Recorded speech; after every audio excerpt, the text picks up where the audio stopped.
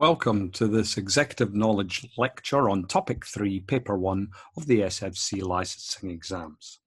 This topic covers the Securities and Futures Ordinance and is a core area of the exam, and you will see a number of the questions from Topic 3. As before, I will emphasize the important points to help you understand the core material that you will need to know for the exam. And as with previous topics, a copy of the study notes you see on the screen can be downloaded from the Executive Knowledge website as a PDF. Again, I strongly recommend that you should supplement your learning with question practice that is provided by Examinator.online. Okay, what have we got in Topic 3? We'll start off with the background to the Securities and Futures Ordinance, and then we're going to get into the detailed parts of the ordinance. Now, don't be concerned. You do not need to memorize all the part numbers. It's really just laying out what lies ahead. And in the exam, they will always give you in brackets the name of the part, or indeed they can give you the name of the part of the ordinance with the part number in brackets. It's not something you need concern yourself with.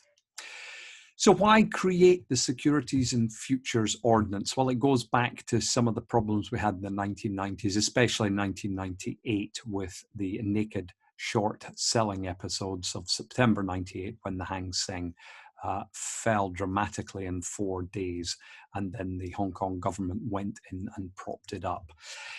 Because of that, international confidence was lost, and from 98 to 2003, the Hong Kong government worked on putting together a solid piece of legislation for the securities and futures industry. And there are the reasons for overhauling that legal framework, the bullet points that are listed, and a lot of these situations still exist today. Now, the objectives of the Securities and Futures Ordinance. In Topic 1, we covered the objectives of the Securities and Futures Commission. In Topic 3, we look at the objectives of the ordinance that the SFC uses as its main piece of legislation. It is to provide a regulatory framework which promotes a fair, orderly, and transparent market, flexible enough to cope with new products and other innovations and further advances in technological infrastructure. Now, that flexibility is managed by a very general wording. For example, we don't talk about the stock exchange or the futures exchange. We talk about recognized exchanges, and that allows a certain amount of flexibility. It's administered by a regulator with sufficient powers and discretion, whose operations are transparent, who's accountable to the stakeholders through a system of adequate checks and balances. And that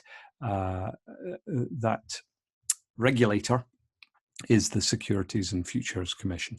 And it is a framework that's on a par with international standards, compatible with international practices, but tailored to meet local needs and circumstances. Now, I'm not going to, as you already know, I'm not going to read out every set of bullet points, but there are some that the examiner has touched upon over the years, and this is one set. So be aware of the objectives that lie behind the main piece of legislation, the Securities and Futures Ordinance. Now, I've listed there the structure of the SFO once again with all the parts that exist. And on the right, you can see the topics that each part is covered in. Now, again, this is not something for you to sit and remember. No, it's illustrating the fact that throughout the topics in this paper, we are touching on different parts of the ordinance.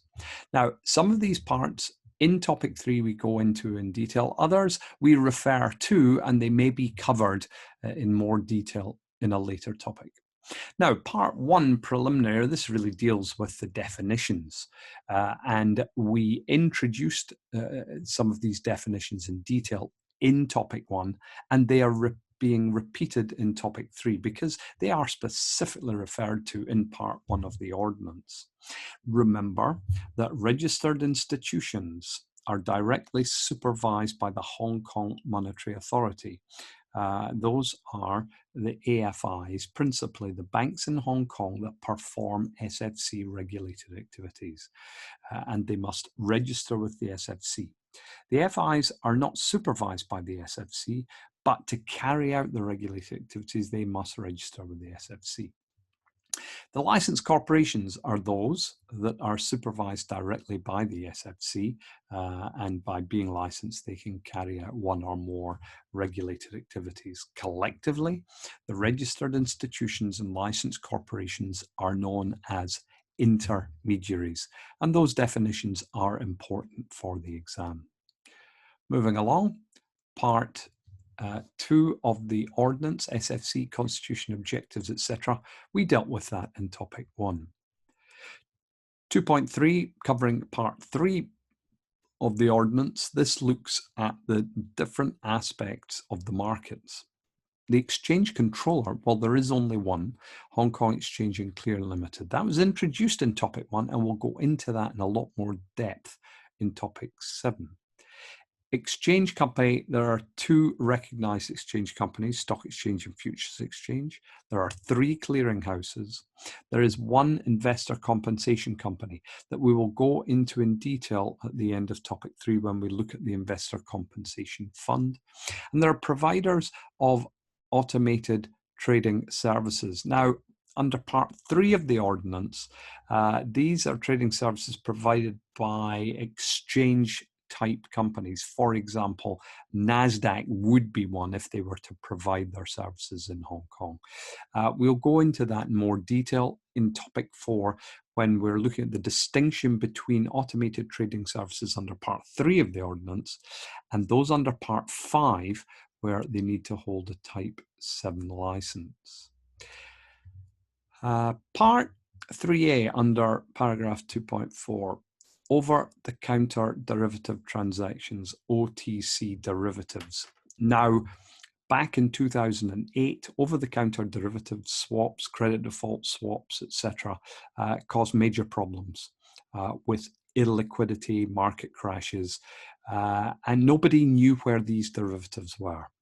Well, in the US and in Europe, and now in Hong Kong, there are requirements to report your OTC derivative positions, and indeed there is mandatory clearing of significant OTC derivative positions. Now, while this is being introduced in part 3 of the ordinance, the detailed legislation is subsidiary legislation, and we'll cover 2 sets of rules at the end of topic 4 that are coming out of part 3A of the ordinance.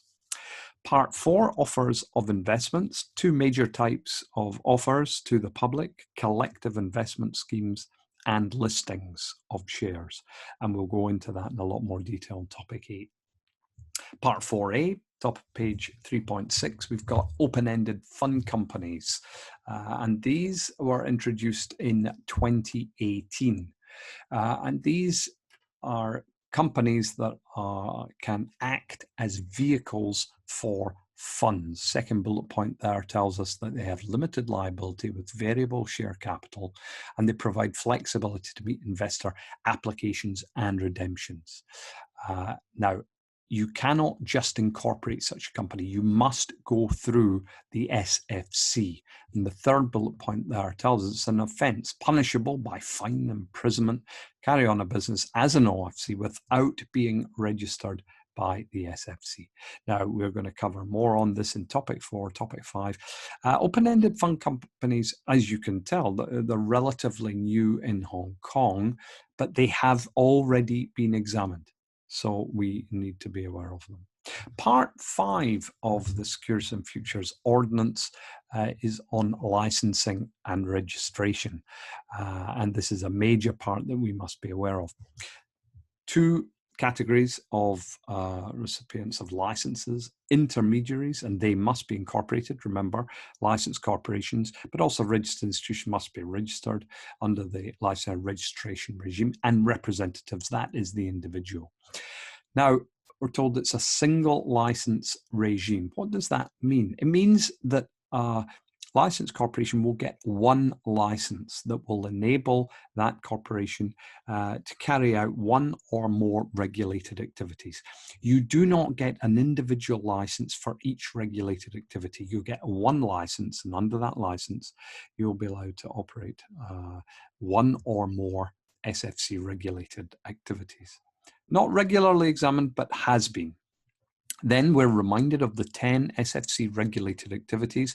The first 3 are the dealing in securities, dealing in futures, and leveraged foreign exchange trading. That is OTC, over the counter.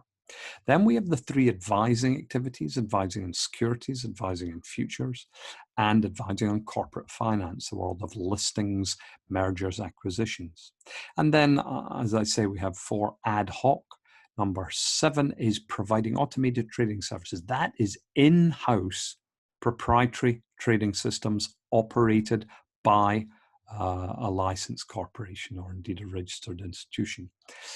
Type 8, securities margin financing, is lending money to enable clients to invest in listed securities. Asset management, type 9, is the world of fund management. And type 10, providing credit rating services, the world of S&P, Moody's, Fitch, etc. Moving along, now we're looking at particular parts of the ordinance which we expand in topic 4. This is where the SFC is empowered to make detailed rules, and there we see the detailed rules under financial resources, client assets, keeping of accounts and records. What we're doing here is recognizing it comes from the SFO. The detail will be covered in topic 4. Now, associated entity is a concept coming out of this ordinance, and here is the definition. So please be aware of this. It won't be in many questions. If it came up, it would be probably, and it has done, it would be one question. An associated entity of an intermediary is defined as a company which is in controlling entity relationship, more than 20% voting power with the intermediary, and receives or holds client assets of the intermediary in Hong Kong. What does that mean? Well, to all intents and purposes, associated entities are usually 100% held by the intermediary, and they are set up to hold client assets, be it securities and or money. They don't do anything. They will have directors, but it's highly unlikely they have any staff. It's just a name like Hong Kong Nominee Holdings Limited. It's a company that's set up to hold client assets, but it doesn't do anything, and therefore does not need to be licensed. But the SFC wants to know where these entities are.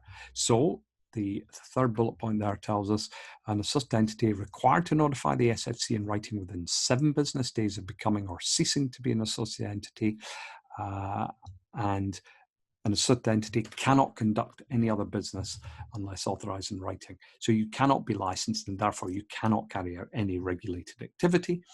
And if an associated entity is going to carry on anything than just holding client assets, it must inform the SFC.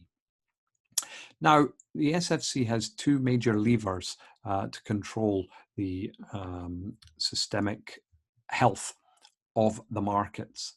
One is the financial resources rules that we're going to go into in detail, and the other is audit. They insist that licensed corporations are audited. And under 2.8.3, we list the audit provisions. Read through those. There's some timeframes. You need to be aware of them. Also, 2.8.4, the SFC has the power to appoint their own auditors to go in and investigate the financial affairs of a licensed corporation. Now, this will occur when something serious has happened. So we've listed the situations where they can put in their own auditors and the power that those auditors have. An SFC auditor has a great deal of power when they are auditing a licensed corporation. Paragraph 2.9 there on business conduct of intermediaries. That paragraph is just outlining the fact that it is the Securities and Futures Ordinance that empowers the SFC to make subsidiary legislation to regulate the conduct of intermediaries. However, the SFC already had their code of conduct, and they decided not to write specific legislation rules on the conduct of intermediaries. Rather, they maintain a code of conduct, which is not legislation, does not have the power of law. If you breach a code of conduct, you're not breaking the law, but it may affect your fitness and properness, as they refer to it, to hold the license. We cover a number of codes of conduct in topic 5.